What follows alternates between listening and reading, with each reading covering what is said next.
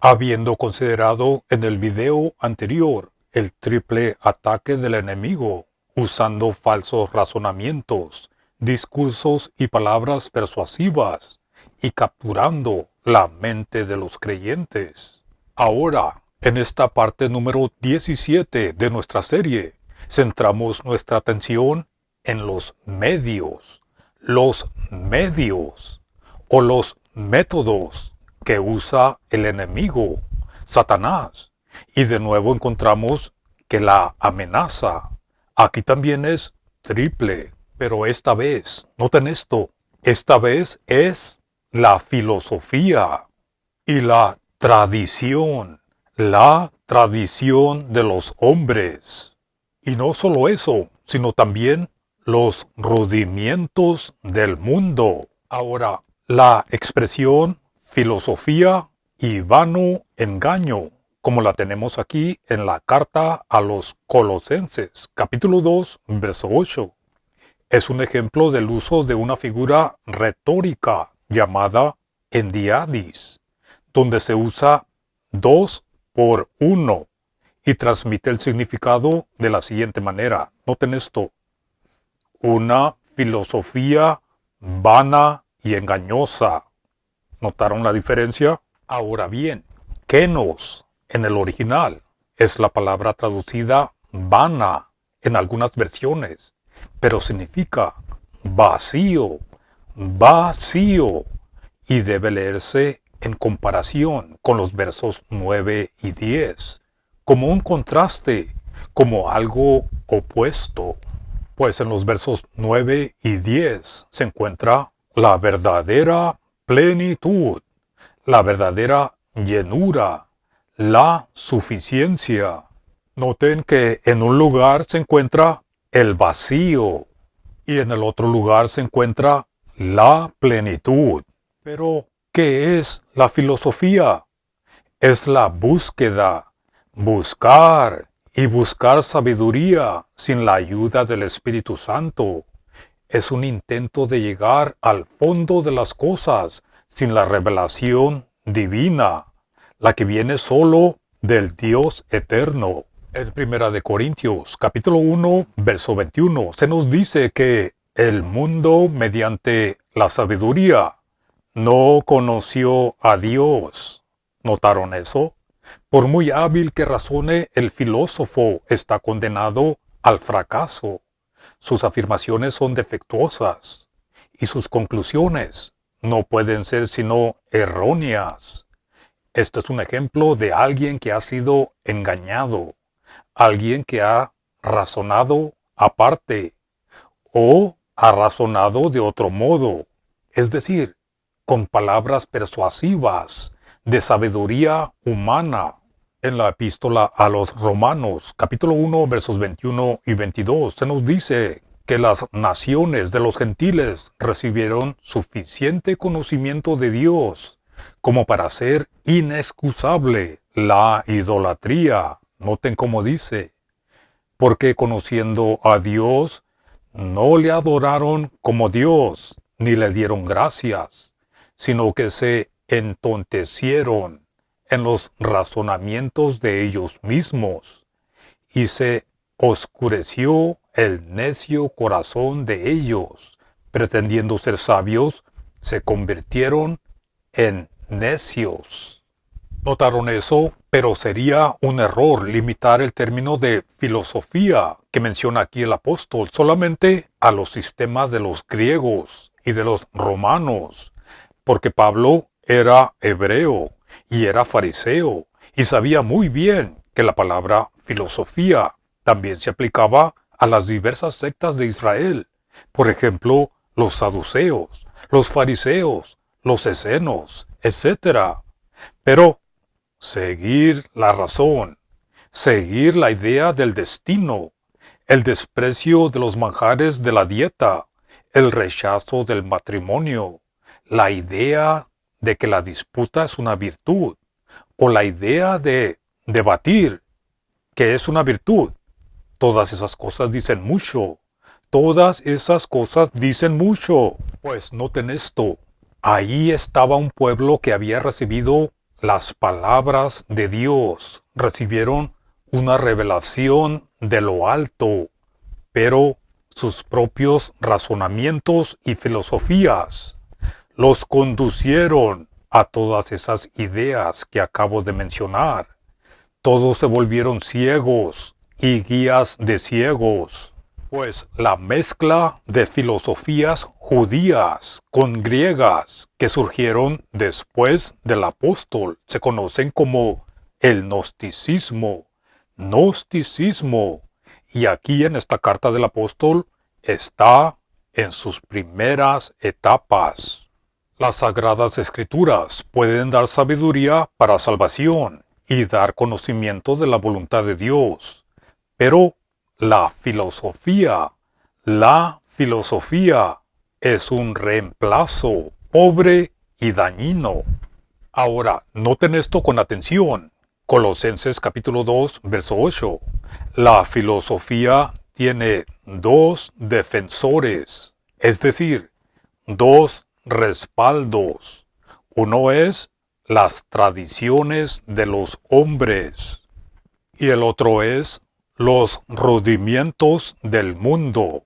Esos maestros maliciosos sustentan y mantienen sus filosofías recurriendo a las tradiciones de los hombres y especialmente a las tradiciones de los ancianos, porque así le da más color a sus teorías y así suenan menos desagradables a los muy pocos que aún consideran que las escrituras son sagradas y verdaderas. Las tradiciones generalmente han sido antibíblicas porque le han añadido y le han quitado a la palabra de verdad. El Cristo mismo acusó a los líderes judíos de transgredir el mandamiento de Dios y de invalidar su palabra con sus tradiciones.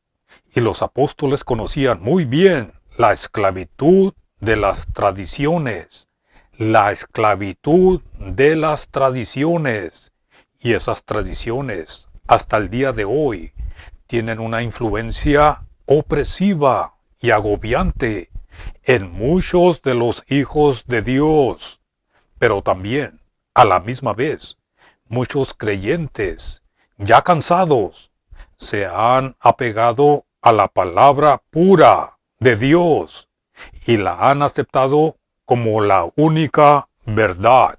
El apoyo de la filosofía son las tradiciones y es suficiente para ello, porque sus oidores quedan asombrados cuando mencionan grandes nombres, ya sea del pasado o del presente, y palabras grandes, y las aceptan las palabras persuasivas de sabiduría humana como si fueran argumentos válidos, y comienzan a ceder y caen rendidos.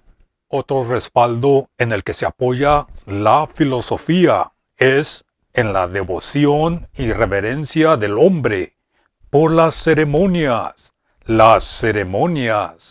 y las costumbres y las observancias, en otras palabras, en la religión. Sí, así es, la filosofía depende de la religión y la religión depende de la filosofía.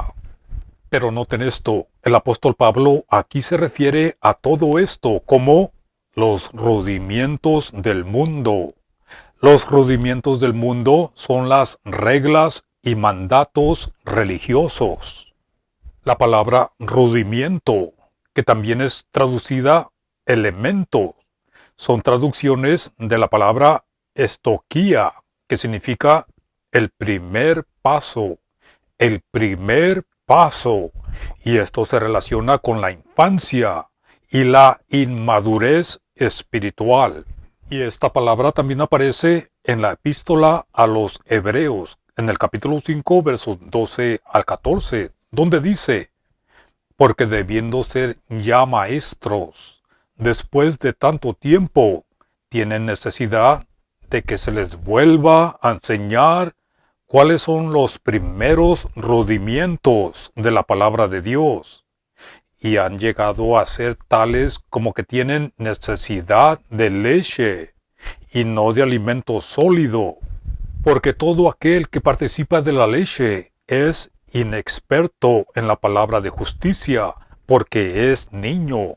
Pero el alimento sólido es para los que han alcanzado madurez, para los que, por medio de la práctica, tienen los sentidos ejercitados en la distinción del bien y del mal.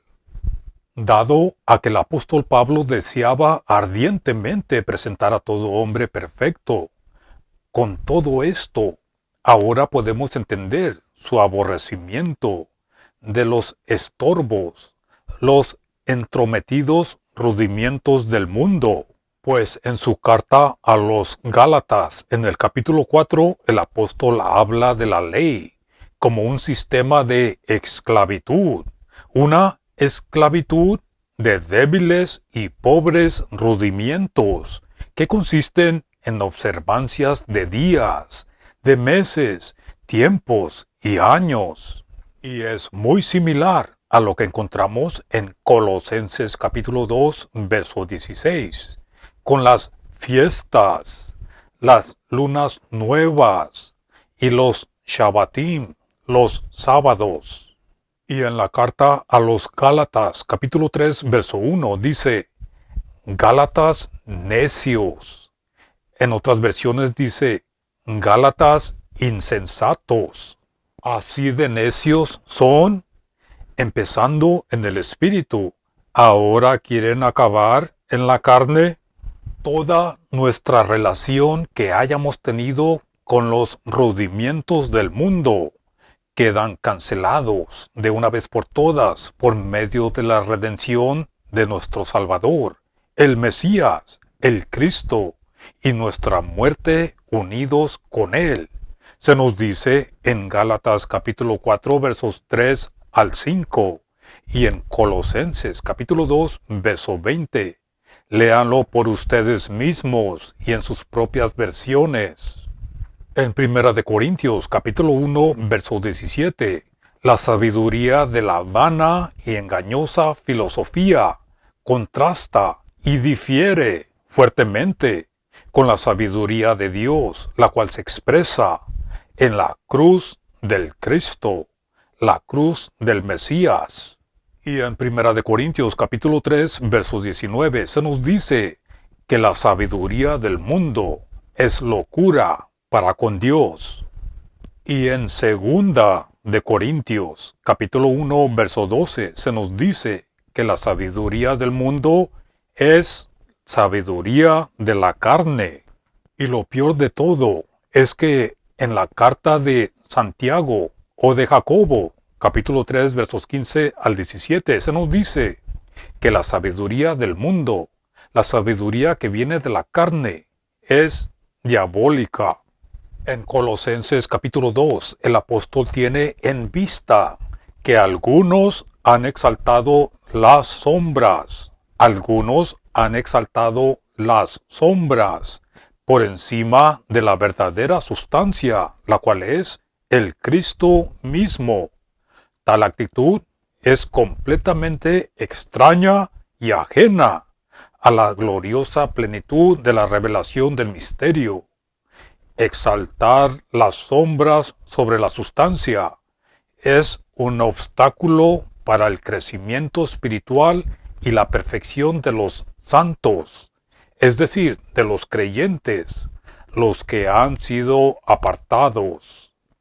Exaltar las sombras es una deshonra al Señor como cabeza del cuerpo.